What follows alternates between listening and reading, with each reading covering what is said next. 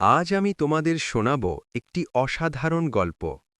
গল্পটা বায়েজিদ বোস্তামীকে নিয়ে।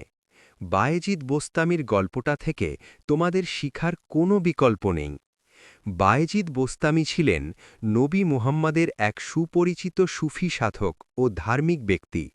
তিনি সিরিয়ার বোস্তামে আবারও বায়েজিদের নামে পরিচিত ছিলেন। একদিন বায়েজিদ বোস্তামী এক যুবককে তার ঈমান এবং আল্লাহর প্রতি ভালোবাসার প্রকৃত অর্থ বুঝিয়ে দিতে চেয়েছিলেন। যুবকটি অনেক প্রশ্ন করছিল এবং তার মধ্যে অনেক দরুণ ইচ্ছা ছিল আল্লাহর পথে স্থির থাকার।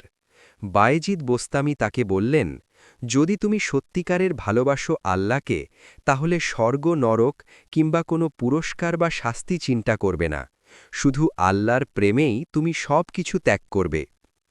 এখনও বায়েজিদ বোস্তামীর সেই শিক্ষা মুসলিমদের জন্য অনুপ্রেরণার উৎস।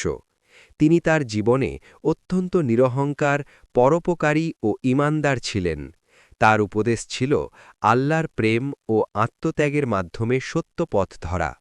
উপসংহার: বায়েজিদ বোস্তামীর জীবন ও কথা আজও সৎ জীবনযাপনের একটি আদর্শ।